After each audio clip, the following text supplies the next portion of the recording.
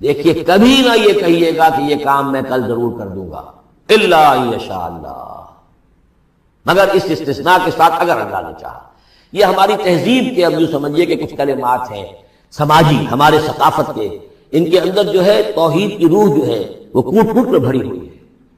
کوئی اچھا منظر دیکھا، سبحان اللہ، یعنی یہ کہ اس منظر میں کچھ نہیں ہے، اصل میں حسن اللہ کا ہے۔ پھول دیکھا، سبحان اللہ، پھول کی تعریف نہیں کر رہے ہیں، اب بنانے والے کی تعریف ہے جس نے اتنا عمدہ پھول بنایا ہے۔ کوئی آپ کو کوئی تکلیف رفع ہوئی، کوئی ضرورت پوری ہوئی، الحمدللہ، بھوک لگی ہوئی تو کھانا کھایا، الحمدللہ، تعریف اللہ کے لیے۔ کوئی چیز آپ اپنے گھر میں داخل ہوئے، منظر اچھا لگا، بچے کھیل رہے ہیں، بڑا اچھا ماحول ہے، کہیے ماشاء اللہ، ماشاء اللہ، جو اللہ کو پسند ہے۔ یہ جو کچھ ہے وہ اللہ کی مشیت سے ہے، یہ کوئی میری صلاحیت سے، میری قوت سے تو نہیں ہے۔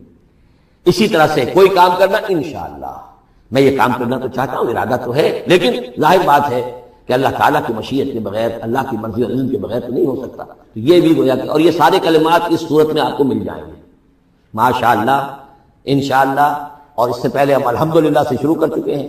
الحمدللہ الذی انزل علی عبدہ الکتاب ولم یجعل لہ عوجا ولا تقولن لشیء انی فاعل ذلک غدا الا ان یشاء اللہ واذکر ربک اذا نسیت، اور اپنے رب کو یاد کر لیا کیجئے جب آپ بھول جائیں، یعنی یہ کہ اگر کسی وقت بھول جائیں تو پھر جب یاد آ جائے، واذکر ربک، تو پھر اللہ تعالیٰ کی طرف دھیان لگائیے، وقل عسیٰ ان یہدینی ربی لاقرب من ھذا رشدا، اور کہیے کہ ہو سکتا ہے کہ میرا رب اس معاملے میں اس سے بہتر راہ کی طرف میری رہنمائی کر دے، یعنی میں یہ کیوں کہوں کہ یہ کام میں کروں گا، ہو سکتا ہے اللہ تعالیٰ جو ہے اس سے بہتر کوئی بات، صورتحال پیدا کر دے۔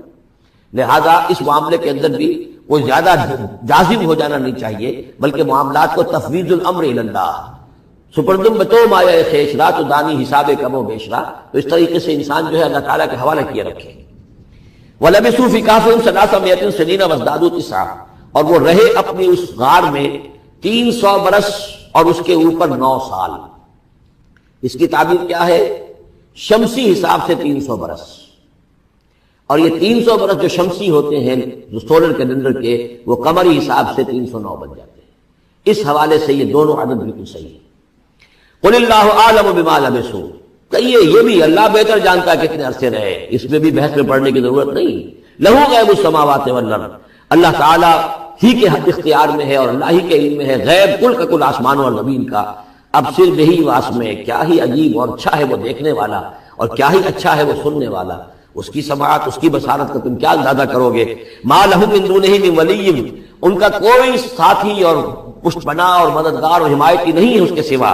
ولا یشرک فی حکمہ احدا، اور وہ اپنے حکم اور اختیار اور اپنی حاکمیت کے حق میں کسی کو شریک کرنے کو تیار نہیں ہے۔ یہ جو توحید حاکمیت، اس کے بارے میں نوٹ کر لیجئے، سورہ یوسف میں ہم نے پڑھا ان الحکم الا للہ، امر اللہ تعبدوا الا ایاہ ذلک الدین القیم۔ سورہ بنی اسرائیل کی آخری آیت میں آیا ولم یکن لہ شریک فی الملک، بادشاہت میں اس کا کوئی شریک نہیں۔ یہاں فرمایا ولا یشرک فی حکمہ احدا، وہ اپنے حکم اور حاکمیت کے اختیار میں کسی کو شریک کرنے کے لیے تیار نہیں۔ وَاتْلُ مَا أُوحِیَ إِلَیکَ مِن کِتَابِ رَبِّکَ، اور اے نبی تلاوت کیجئے جو آپ کی طرف وحی کی گئی ہے آپ کے رب کی کتاب میں سے، یعنی یہ جو سخت حالات ہیں جن سے آپ گزر رہے ہیں، دباؤ ہے آپ پر بہت شدید، اس میں آپ کے لیے سہارا کیا ہے؟ وَمَا صَبْرُکَ إِلَّا بِاللَّهِ، اور اللہ کے ساتھ اپنا قلبی تعلق اور ذہنی رشتہ قائم کرنے کے لیے سب سے مؤثر ذریعہ کیا ہے؟ اور قرآن مجید کی تلاوت۔ وَاتْلُ مَا أُوحِیَ إِلَیکَ مِن کِتَابِ رَبِّکَ، جو بھی آپ کی طرف وحی کیا گیا ہے آپ کے رب کی کتاب میں سے، اس کی تلاوت کرتے رہا کیجئے۔ لا مبدل لکلماتہ، اس کی باتوں کو بدلنے والا کوئی نہیں ہے۔ وَلَن تَجِدَ مِن دُونِہ مُلْتَحَدًا، اور اس کے سوا آپ کو کہیں کوئی پناہ نہیں ملے گی۔ پناہ دینے والا بھی وہی ہے، کوئی اور پناہ نہیں دے سکتا۔ سختی کتنی بھی ہے، جھیلیے، برداشت کیجیے، اس سختی کو آسان بنا سکتے ہیں، اللہ کی کتاب کی تلاوت کریے اور کر کے سناتے رہیے اپنے ساتھیوں کو بھی، اسی سے تمہارے اوپر یہ سختیاں جو ہیں ہلکی ہو جائیں گی، ان بھاری چیزوں کو برداشت کرنا آسان ہو جائے گا۔ لیکن جان لیجئے پناہ ملے گی تو اللہ کے دامن میں۔ لن تجد من دونہ ملتحدا واصبر نفسک مع الذین یدعون ربهم بالغداۃ والعشی، اور اپنے آپ کو روکے رکھیے اور صبر کیجئے ان لوگوں کے ساتھ جو اپنے رب کو پکارتے ہیں صبح و شام۔ یہ اگرچہ غرباء میں سے ہیں، یہ بلال ہیں، یہ عبداللہ ابن ام مکتوم ہیں، یہ نابینا ہیں، یہ ابو فقی ہیں، یہ غلام ہیں، یہ عمار ہیں، اور یہ اسی طریقے سے خباب ہیں، لوہار ہیں۔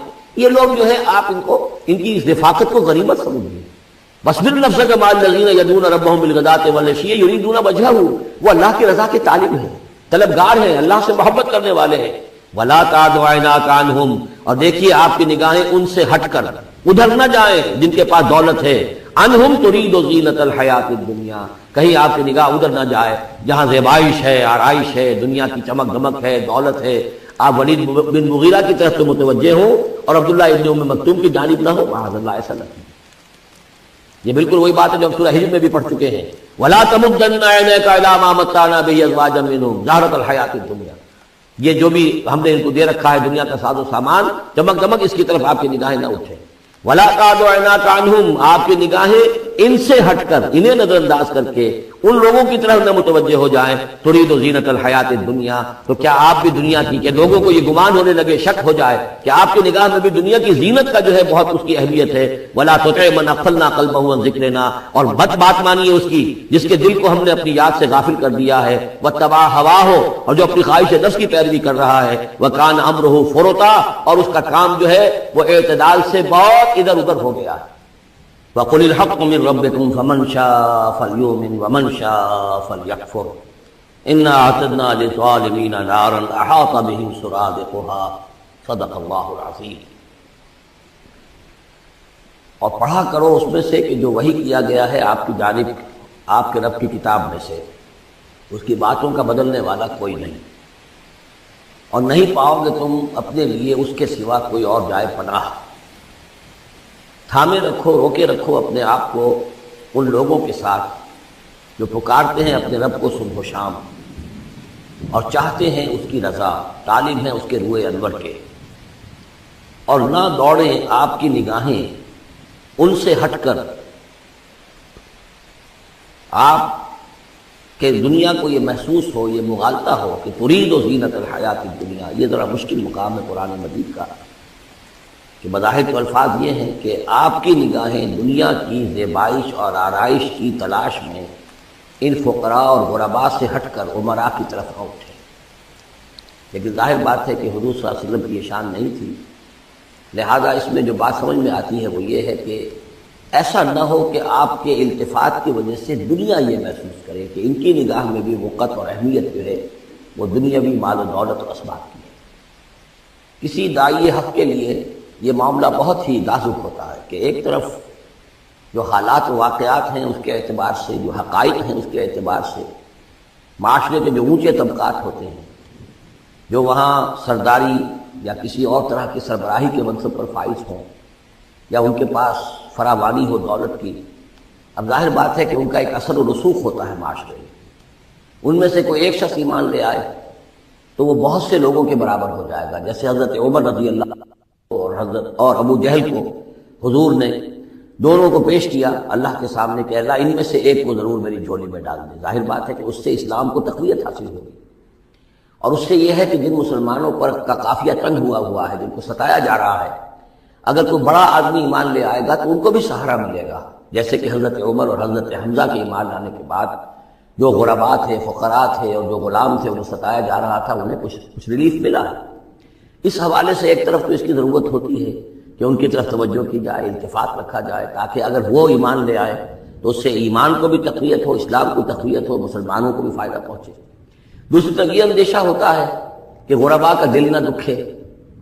تیسری طرف یہ کہ لوگ یہ نہ سمجھیں کہ یہ بھی زیادہ جو ہے مدارات کرتے ہیں اور زیادہ التفات کرتے ہیں امراء کی طرف، اہم لوگوں کی طرف، گویا کہ ان کی نگاہوں میں بھی دنیا کی انہی چیزوں کی وقت ہے، انہی چیزوں کی اہمیت ہے. تو یہ تین طرف کے چیز سمجھیے کہ یہ چکی دو پارٹوں والی نہیں، تین پارٹوں والی ہے، کہ جس میں کوئی داعی جو ہوتا ہے وہ اس مخبصے میں آ جاتا ہے کہ ایک طرف تقاضا یہ ہے خود تحریک کا، دعوت کا، اس کی جہد کا، اس کے تقاضے یہ ہیں کہ ان کی طرف التفات ہو، ان کی طرف توجہ کی جائے تاکہ ان میں سے کچھ لوگ ایمان لے آئیں تو کام میں سہولت حاصل ہو، مدد حاصل ہو. لیکن دوسری طرف یہ منفی دو اثرات بھی موجود ہیں. تو اس کے مابین جو ہے حکم دیا جا رہا ہے حضور صلی اللہ علیہ وسلم کو کہ بہرحال آپ یہ احتیاط کیجئے کہ یہ تاثر نہ ابھرنے پائے کہ محمد کے نزدیک بھی صلی اللہ علیہ وسلم اصل اہمیت جو ہے وہ دولت مند لوگوں کی ہے. وَلَا تُطِعْ مَنْ أَغْفَلْنَا قَلْبَهُ عَنْ ذِكْرِنَا، اور مت کہنا مانیے ان لوگوں کا. یہ جیسا کہ میں نے بارہا عرض کیا ہے کہ دباؤ پڑ رہا تھا سرداران قریش کی طرف سے کہ کچھ ہماری بات مان لی.